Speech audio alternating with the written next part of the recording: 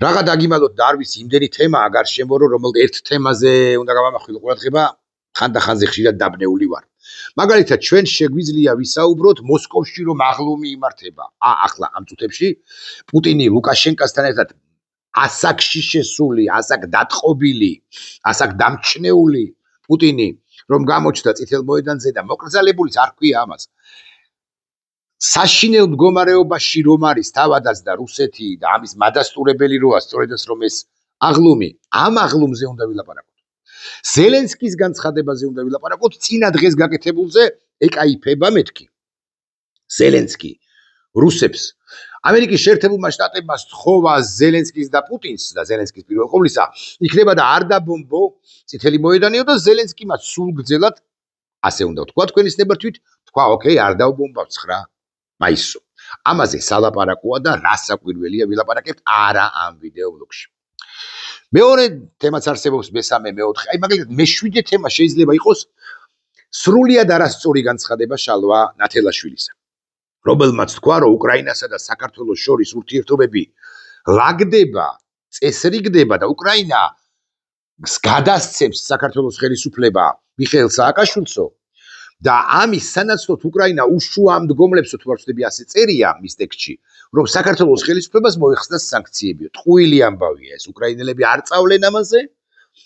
მიხეილ სააკაშვილიც არ წავა ამაზე. ნაციონალური მოძრაობაც არ წავა ამაზე და საქართველოს დე-ფაქტო ხელისუფლებას არ მიიღებს ამგვარ გადაწყვეტილებას. მაგრამ შალვა ნათელაშვილს ახასიათებს ხოლმე ასეთი სკანდალური ჩემი მოსაზრებით სკანდალური და არასწორი განცხადებები. ამაზეც ვილაპარაკებთ ან ამ ვიდეო ბლოგში არა. ან შემდეგ ვიდეო ბლოგში თქვა დღეს, ან ხვალ, ან ზეგ, ან სულ უკიდურეს შემთხვევაში რილსში. აი შედარებით მოკლეები რო უნდა იყოს და რომ არ გამომდის ეს რილსები. უამრავ საკითხზეა სასაუბრო. ეხლა რომ დავიწყო, რომელი საათიც არის და უწყვეტი ეთერი რომ გავაკეთო და ახლა პირობითად 3 საათი რომ გავძლო, ძალიან რთულია, მაგრამ მაინც 2 საათი რომ გავძლო, 6-7 თემა იქნება განსახილველი, მაგრამ ახლა გადავწყვიტე რაღა დაგიმალოთ და შევეხო ერთ ბანდიტ კაცს, FSB-შნიკი კაცი როა, შალვაია პაპუაშვილს. შალვაია პაპუაშვილმა პარლამენტის თავმჯდომარედ რომ მუშაობს იმ კაცმა ამხელა დიდრონი ეპისტოლე გამოვაცხო სწორედ 9 მაისთან დაკავშირებით. თუ ცალკეულ მონაკვეთებს არ მივიღებთ ხედველობაში ემოციურებს. ეს ეპისტოლე აქედან და აქამდე. აი ესე რომ ამობეჭდო ამხელა მაინც არის. ანუ 3 ტაბაკის ფურცელია. დააწერინა დალოცვილს.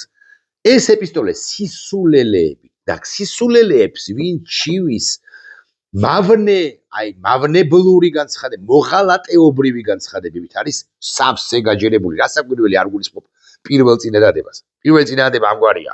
ვიღებ ხელში კალამს, ჭყალებს შეჩასმული, გაძლევ კეთილ სალამს, იყავი ბედნიერად, შენი შვილებით, შენი შვილიშვილით, მარგალიტ.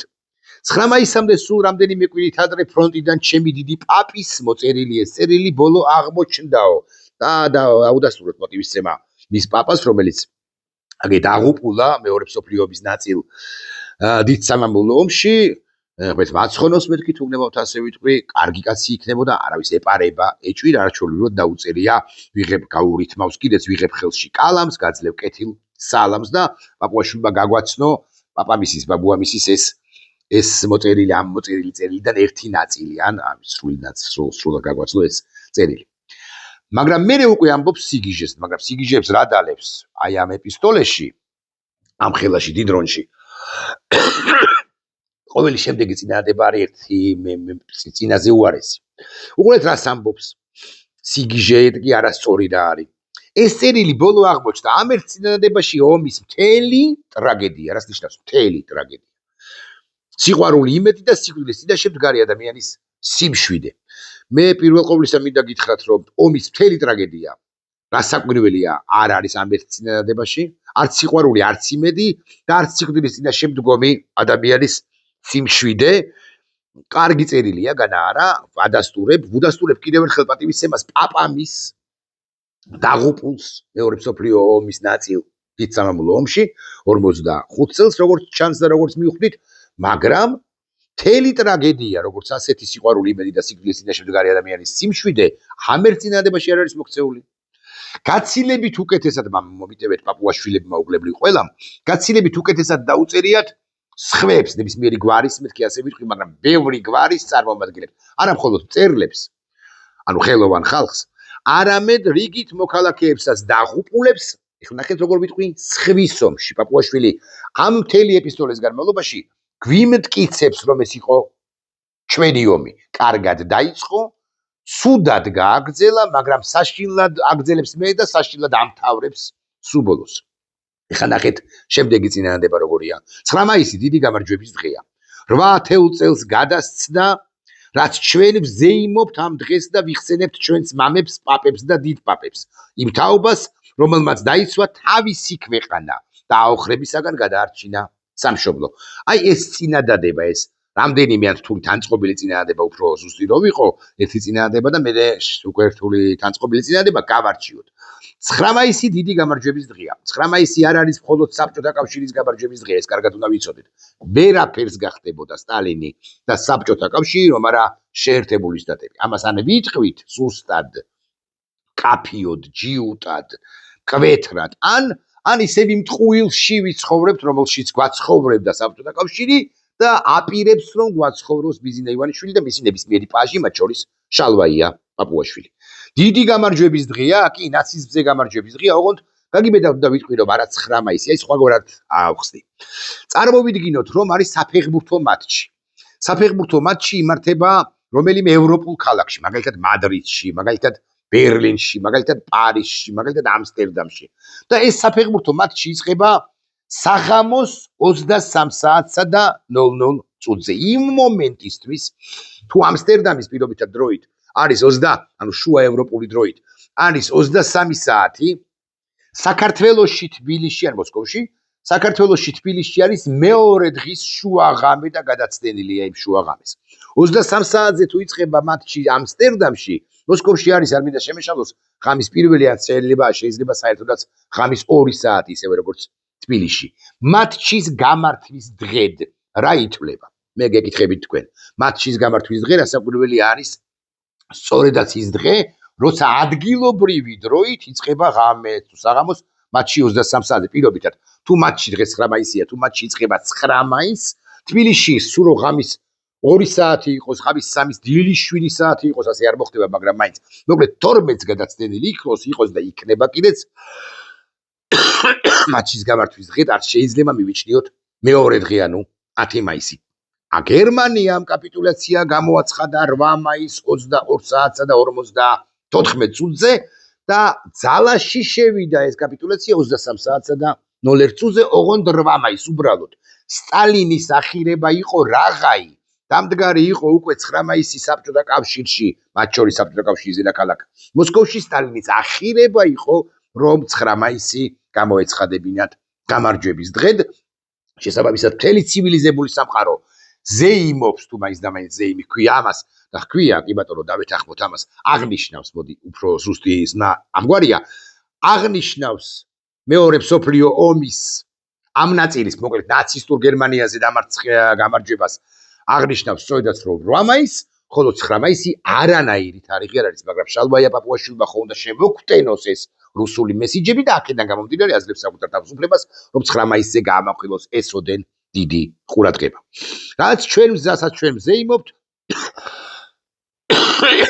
პაპებს, დიდ პაპებს და მამებს ვიხსენებთო იმ თაობას, რომელმაც დაიცვა თავისი ქვეყანა, აქ სხვადასხვა ძალიან ტექნიკურია, კარგად მიხვდა, რომ ქვეყანა არ უნდა ეხსენებინა და თავისი დაურთო წინ, ეს სიტყვა დაურთო წინ, იმიტომ რომ ვინმე არ მისდავებოდა, თუმცა უკვე შემდგომ ამბობს, რომ აოხრებისაგან გადაარჩინა სამშობლო. მე მინდა გითხრათ, რომ რასაკვირველი არანაირი სიმპათია ნაცისტური გერმანიის, ნაციზმისა და ფაშიზმის, ჰიტლერის მიმართ არ აქვს და არ შეიძლება გქონდეს, მაგრამ ესე აპრიორი განცხადება იმის თაობაზე, რომ ჩვენ აგვაოხრებდა ნაცისტური გერმანია შემოსვლის შემდეგ, გავბედავ და ვიტყვი, მაინც არ შეიძლება მიუხედავად იმისა, რომ უსაზიზღრესი, უსაშინლესი, უბოროტესი სახელმწიფო იყო იმ ჟამინდელი 1933 წელს მოვიდა შილ გლუბერი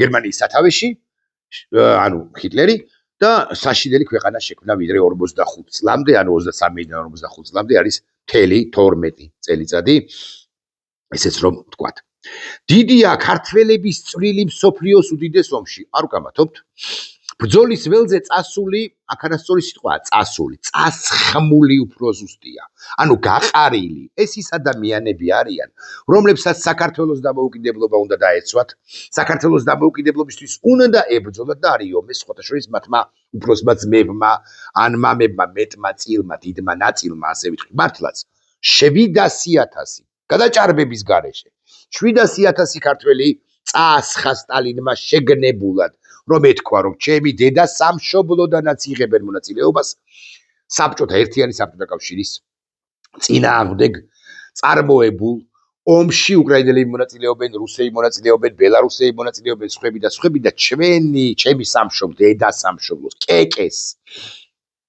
სამშობლოდან კეკე დასაფლავებულია დაკრძალულია მთაწმინდაზე როგორც ისიც დედამისი და სტალინი არ ჩამოვიდა დედამისის დაკრძალვაზე საზიზღარი კაცი აქვე უნდა ვთქვათ საზიზღარი და საქართველოს მაოხრებელი ამაოხრებელი კაცი ყველაზე დიდი მტერი კიდე რამდენიმესთან ერთად საქართველოსი ქართველთა შორის ყოველ შემთხვევაში ვისაც კი უბრძოლია საქართველოს წინააღმდეგ მრავალ საუკუნოვანი ან მრავალ ათასწლოვანი ისტორიის მანძილზე განმავლობაში მოკლედ სტალინმა სპეციალურად გაასხა 700,000 კაცი 250 და შესაძლოა მართლაც 300,000 კაცი დაიღუპა არაერთხელ მithქვამს იმ ომში არაერთხელ მithქვამს რომ 250-ით რომ ავიღოთ საშუალება ჩვენებელი ანუ არა 200 არა 300 არამედ 250 ეს 250,000 ახალგაზრდა კაცი დატოვებდა იმდენ შთამომავლობას რომ უკვე 2026-ია ხო ახლა 26 წლისთვის ჩვენ ორ-ორი შთამომავალის რო ვიანგარიშოთ თითო ადამიანზე ჩვენ ვიქნებოდით მინიმუმ 4-5 მილიონით მეტი ანუ დაახლოებით კარგი 3 მილიონით მეტი თუ ეხლა ვართ 3,800,000 4 მილიონი ვიქნებოდით დაახლოებით 7-7.5 მილიონი მაინც მაგრამ სტალინმა 21 წელს ხომ დანაჩარტყა ქართულ სახელმწიფოს და ქართულ საზოგადოებას 41-დან 45 წლამდე კიდევ დამატებით დანაჩარტყა ეს არ ნიშნავს იმას რომ არ უნდა დაეცვათ ნაცისტური გერმანიისაგან მათ შორის ქართველებსაც არ უნდა ეომათ დაეცვათ ალბათ მაინც არასწორი სიტყვა არ უნდა ეომათ მაგრამ აქ იქნება და უნდა ეომათ სწორედ კავკასიის მოსადგომებთან და არა გადასაკარგავში და იქ სადაც რაც არ ითვლება ჩვენს სამშობლოდ და ჩვენს ქვეყანად ბრძოლის ველზე წასული ასობით ათასი ქართველისაგან ნახევარი შინ ვერ დაბრუნდაო ამბობს შალვაია ბანდიტი პაპუაშვილი საქართველოში არ არსებობს ოჯახი რომელსაც არ ჰყავდეს ეს თვალდესი არ არის მაგრამ ოკეი აღარ ეს მითი არსებობს რომელსაც არ ჰყავდეს ამ ომში დაღუპული დიდი სამამულო ომი დარჩა ჩვენს მეხსიერებაში აისახა ხელოვნებაში ყალბში უმრავლეს შემთხვევაში ლიტერატურაში მდარეში ფილმებში საშუალო ხარისხისა თუ მაინც და ჯარისკაცის მამას გულისხმობს კი ბატონო ჯარისკაცის მამა და კიდევ რამდენიმე ფილმის გახსენება შეიძლება ანუ მოდი ასე ვიტყვი საბჭოთა კინემატოგრაფისტვის საკმაოდ კარგ ფილმებში რომლებიც აცოცხლებენ იმ საშინელი ომის ეპოქას ეს არ არის თავარი უბრალოდ რაღაცა თავიდან ბოლომდე ვკითხულობ მე 14 წუთი კი მიილია მაგრამ მაინც ყველაფერი უნდა ჩავიკითხო ამ ეპისტოლედან შალვაია პაპუაშვილისა ამიტომ არ გადავახტეი მაგრამ გამოვტოვებ კომენტარებს აღარ დავუხთავ უკლებრივ ყველაფერს ესე იგი პაპებს ოჯახი არ არსებობს ოჯახი მოდის ვიხდი ეს მეხსიერება იქცა ჩვენი ეროვნული იდენტობის განუყოფელ ნაწილად ხალხო კარგად უნდა გავიგოთ ეროვნული იდენტობის განუყოფელი ნაწილი არის 1121 წელი დიდგორი მაგალითად რომელიც თაობიდან თაობას საუკუნიდან საუკუნეს ახსოვს ყველა თაობას ყველა საუკუნეში გაივლის წლები წავა თაობა საბოლოოდ წავა რომელიც მონაწილეობდა ეგრეთ წოდებულ დიდ სამამულო ომში და აღარ არის პირობითად 40 წლის შემდეგ გარკვეული პერიოდის შემდეგ იმათი წასვლიდან აღარ ემახსოვრება 41-დან 45 წლამდე მიმდინარე პროცესები იდენტობა არის ის რაც მარადიულია იდენტობა არ შეიძლება იყოს თუნდაც 100 წლოვანი ან თუნდაც 150 წლოვანი იდენტობის ნაწილი არ არის გაცილებით მნიშვნელოვანი ეპიზოდები საქართველოს ისტორიაში, ვიდრე სხვის თავისუფლების სხვისი გადარჩენისთვის ბრძოლა და თავშეწირვა სხვისი გადარჩენისთვის იმ 300-350, 250 თუნდაც ქართველისა. ამიტომ ეს არის ტყუილი განცხადება. იდენტობა არის, მაგალითად იდენტობის ნაწილი არის ბაგრატი. მაგალითად ყინწვისის მთავარანგელოზი არის იდენტობის ნაწილი. იმიტომ რომ ის დარჩა მარად. ჯვრის მონასტერი არის, სვეტიცხოველი არის იდენტობის ნაწილი. არის თუ არა ახალი სამება იდენტობის ნაწილი, ეს გამოჩნდება წლების და ათწლეულების შემდეგ. სიონი არის, ანჩისხატი არის, მაგრამ ეს აზრებზე თუ ვილაპარაკებთ, მაგრამ იდენტობის ნაწილი არის 1918 წელი. იდენტობის ნაწილი არის 1991 წელი, იმიტომ რომ შენ დამოუკიდებლობა მოიპოვე. მეორე შემთხვევაში აღდგა შენი დამოუკიდებლობა. ხო, აი ეს არის ამ კონკრეტულად ამ ნაწილის დანაშაულებრივი განცხადება შალვა პაპუაშვილისა. ეხლა უყურეთ რას ამბობს. ხეფიმ ასე შემდეგ განაყოფა. სწორედ ამიტომ გახდა ეს თარიღი შეტევის სამიზნე. ისინი ვინც ერის იდენტობის შეცვლას ცდილობენ, მოგვიწოდებენ კრიტიკულად გადავიაზროთ ჩვენი წარსული. დავუგმოთ მისი საბჭოთა ხასიათი. აბა რა უნდა ვქნათ? მისი საბჭოთა ხასიათი არ უნდა დავუგმოთ. ეს შალვა პაპუაშვილის ხოშვის მანამდე თვეებით ადრე, ანუ ამ წუთიდან ვთქვათ 3 თვის წინ, თებერვლის 25-ში ამაყად იდგა ტაბახმელაში იუნკრების მემორიალთან. და იქაც არ მახსოვს უბრალოდ რა თქვა, მაგრამ იქაც დარწმუნებული თქვა პათეტიკური სიტყვები გაუზიარა საზოგადოებას. წარმოთქვა სიტყვა, რომელიც მის მომხრეებს, ან ბიძინა ივანიშვილის მომხრეებს ფრიად ეამებოდათ, ჩვენ ვიცავდით ჩვენს თავისუფლებას, მაგრამ გამოხდა 3 თვე და შალვა პაპუაშვილმა საკუთარივე თავი უარყო, ის სიტყვები უარყო, რომლებიც გაუზიარა, ის აზრი გაუზიარა და უარყო, რომლებიც გაუზიარა საზოგადოებას ამ 3-4 თვის წინ. გავუთანაბროთ ფაშიზმს და გადავაყოლოთ მას ყველაფერი, რაც კი იმ დროს შექმნილა, აშენებულა და განვითარებულა. არავინ ენგურხესის განადგურებას არ ვაყოლებთ, არ ვაპირებთ ენგურხესის განადგურებას, მაგრამ საბჭოთა კავშირი და კომუნიზმი რომ ფაშიზმთან გათანაბრებულია, შალვა პაპუაშვილმა ეს არ იცის და თქვენ ხომ იცით. თქვენ ხომ იცით რომ სხვერპლის ოდენობითაც კი, რომ ვიცოდეთ მაინც, სხვერპლის ოდენობითაც კი, საბჭოთა კავშირის მეორე მსოფლიო ომს არ გულისხმობდა დიდსაბლო ომს, საბჭოთა კავშირში ჩატარებული რეპრესიები ყველა გოლოდომორიდან დაწყებული თუ გაგრძელებული და ნებისმიერი ქვეყნის, ნებისმიერი რესპუბლიკის ამ 70 წლის განმავლობაში აჭარბებს გაგიკვირდებათ და ან შესაძლოა არ აჭარბებს, მაგრამ პრაქტიკულად უთანაბრდება ფაშიზმ ნაციზმის დროს ფაშიზმ-ნაციზმის დროს კაცობრიობის წინაშე ჩადენილ დანაშაულებს და მსხვერპლს. დანაშაულებს ჩადენილს მათ მიერ, შილგლუბერის და არა მხოლოდ მის მიერ. ამიტომ გასათანაბრებელია, როგორც შალვა პაპუაშვილის ისტორიის გადმოწერას, ან პირვანდელი საბჭოთა ისტორიის შემოთავაზებას, შემოტენვას ცდილობს ამ შემთხვევაში თანამედროვე ქართული საზოგადოებისათვის. საბჭოთა წარსული არის ჩვენი საერთო წარსული, ვის ჩვენი, ჩემი და ყაზა არ ვაყენებ შეურაცხყოფას. ჩემი და რუსების, ჩვენი და რუსების ის ვერ შეიცვლება. ის იყო ისეთი, როგორიც იყო, ავით და კარგით, კარგი გამახსენოს. საერთოდ ნებისმიერ იმპერიას წყალებში კარგი შემოაქვს. ოპერა აგიშენა მაგალითად მეფის რუსეთის დროს 19 საუკუნეში აშენდა ოპერის ფასადზე დატანილია თარიღიც კი საბოლოო აშენებისა, არ მინდა შემეშალოთ 1898 წელი თუ არ ვცდები, ბოლო დეტალების აშენებისა. კარგია ეს, აღსანიშნავია, მადლობა უნდა გადავუხადოთ. ბევრად უკეთეს, არაჩვეულებრივი შენობა არასაკვირველია. ბევრად უკეთეს ოპერასაც ავაშენებდით, ბევრად უკეთეს ენგურხესაც ავაშენებდით, ბევრად უკეთეს მეტროსაც გავიყვანდით, ბევრად უკეთეს სპორტის სასახლესაც ავაშენებდით, ბევრად უკეთეს რა ვიცი გზას მოვაწყობდით თუ გზატკეცილს. საქართველოს დამოუკიდებელი ყოფილიყო 1921 წლის ტრაგედია რომ არ მომხდარიყო, ან 1801 წლის ტრაგედია რომ არ მომხდარიყო, ეს რომ ვიცოდეთ მაინც. მაგრამ შალვა პაპუაშვილი ამ ყველაფერს რასაკვირველია ივიწყებს. მაგრამ შალვა პაპუაშვილი რასაკვირველია ამ ყველაფერს არ გვიზიარებს.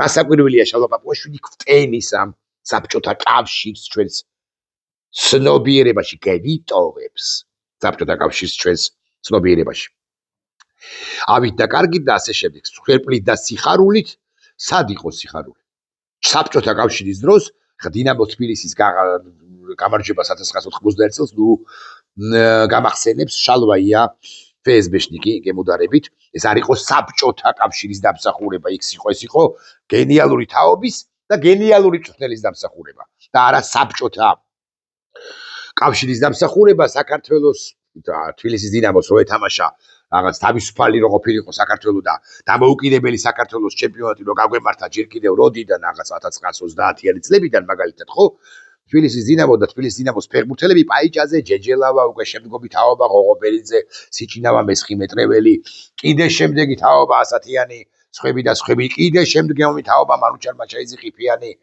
ჩივაძე გუცაევი და სხვები და ასე შემდეგ იქნებოდნენ დღეს რა მასშტაბის ფეხბურთელიც არის ხვიჩა კვარაცხელია აი იმ მასშტაბის ფეხბურთელები ცნობადობით ასე ვიტყვი ვლადიმერ გუცაევს არ მინდა შემეშალოს და დათო ყიფიანს თუ არ ვწდები მადრიდის რეალს შესაძლოა ვწდები ან ბარსელონაში ან მადრიდის რეალში ეპატიჟებოდნენ და იმიტომ რომ საბჭოთა კავშირში ცხოვრობდით იმიტომ ვერ წავიდა ეს ორი გენიალური ფეხბურთელი რომ ვიცოდით გუბოვას რო ეთამაშა მადრიდის რეალში თუ არ ვწდები ანუ ესპანეთის ჩემპიონატში წარმოუდგენელი მასშტაბის სახელს დატოვებდა არ მინდა ეხლა ხვიჩაზე აუგითქვა როგორ ხვიჩაზე არანაკლებ სახელს დატოვებდა მერკი ვიტყვი ასე ეს არის წარმოუდგენელი ეს თუ არის 80-იანი წლები ეს არის არ ვიცი ესპანეთის ფეხბურთი იწყებს აყვავებას იმ პერიოდისთვის მაგრამ პაპუაშვილი ამას არ ამბობს პაპუაშვილს უნდა რომ სიხარულებზე გველაპარაკოს და სიხარულები არ ქონია დათრგუნულ ქართულ საზოგადოებას ქართულ სახელმწიფოს ოთარ ჭილაძე 1,790,000 ჯერ მასშტაბური კაცი ვიდრე პაპუაშვილი შალვა და პაპუაშვილი შალვას ძმა თუ ყავს ძმა არის ერთად ხო მშობლებზე არ ვილაპარაკებ ცხადია არავითარი უფლება არ მაქვს ოთარ ჭილაძე ამბობს 2 წუთიც კი არ ყოფილა საქართველოს და რუსეთის ურთიერთობაში მეგობრობისაო აი ამ 2 საუკუნოვან ისტორიაში მეგობრობისაო ვისენდობით ოთარ ჭილაძეს ყოველმან ჩემმან პოვნელმან დაწერა ამ კაცმა თუ ენდობით რაგვარია შალვაია ბანდიტ ფსბ-შნიკ პაპუაშვილს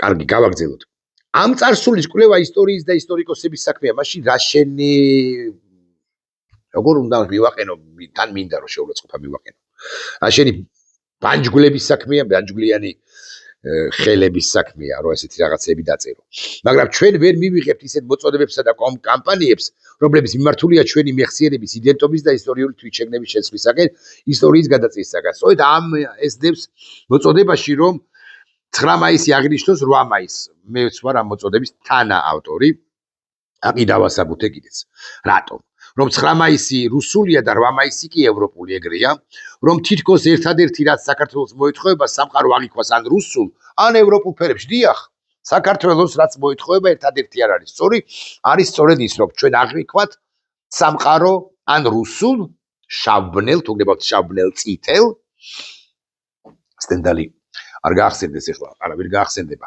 მოკლედ შავ ფერებში თუ დასავლურ ფერებში დიახ ასეა ბრავო ჩვენ კაცთა მოგცა ქვეყანა გვაქვს უთვალავი ფერით არის დასავლეთი ხოლო ჩვენ კაცთა არ მოგცა ქვეყანა გვაქვს მხოლოდ შავი ფერით არის გადავაკეთე ხო რუსთაველი არის რუსეთი ჩვენ ესე აღვიქვამთ არის ბრძოლა სიკეთესა და ბოროტებას შორის შავ-თეთრია მოცემულობებზე მით უფრო როდესაც ვიხსენებთ წარსულს ვიხსენებთ იმას რა უქნა საბჭოთა კავშირმა და საბჭოთა რუსეთმა მათ შორის დამოუკიდებელ სახელმწიფოებს და არა მხოლოდ საქართველოს მაგალითად ბალტიის სახელმწიფოებს უკრაინელებს გოლოდომორი გაავიხსენე ხო და ასე შემდეგ სხვებს და სხვებს და დღეს რას უშვება საბჭოთა კავშირის მემკვიდრე სახელმწიფო რუსეთი საქართველოსაც და პირველ ყოვლისა უკრაინას ამიტომ შავ-თეთრია და შალვა პაპუაშვილმა უნდა გაიგოს რომ მან არ უნდა გაიგოს ის ვერ შეიგნებს ამას გავარიაშგალავა პროფესორად დოუელა გახსოვთ ვისი ნაწარმოებია ახლა გავიხსენებ სიმართლე გითხრათ ეს არის ფანტასმაგორია თუ არ ვწდები ამის ავტორი არის ბელიაევი თუ არ ვცდები ბელიაევი ხო რომელიც დოქტორ დოუელზე ლაპარაკობს ფანტასმაგორია რომელიც ეს არის მეცნიერი გენიოსი რაღაც არა გენიოსი შალაბაყვაშვილი არ არის უბრალოდ რაღაცას გავარია შეეგალავა პროფესორა დოუელაო ესე რომ ვამბობთ ეს პირიქით გავარია შეეგალავა შალვაია პაპუაშვილი ესე ჯობია რომ ვთქვათ როგორც გალავაც არ ქვია ბაშკა ქვია მის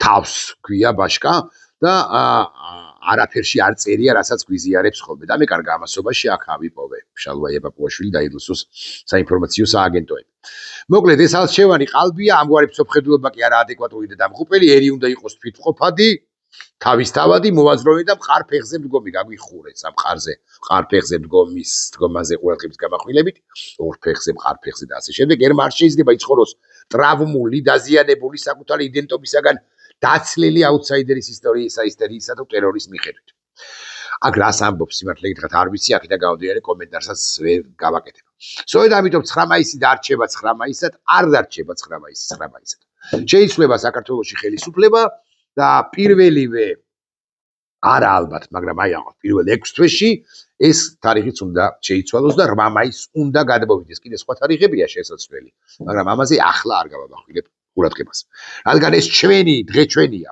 არ არის ეს ჩვენი დღე ეს არის რუსებს ხო შორის რუსები სულ მუდმივად ასე პოზიციონირებდნენ რომ ვიგრალა რუსია ანუ მოიგო გაიმარჯვა რუსეთმა იქ უკრაინელებს კი არ ახსენებდნენ ბელარუსებს კი არ ახსენებდნენ ყაზახებს კი არ ახსენებდნენ მოლდოველებს მონაწილეობდნენ ქართველებს კი არ ახსენებდნენ არა советский народ то есть русский народ და მე არ მინდა ვიყო რუსკი ნაროდი და არ советский народი წევრად ვითვლებოდი მაგრამ შალვაია პაპუაშვილს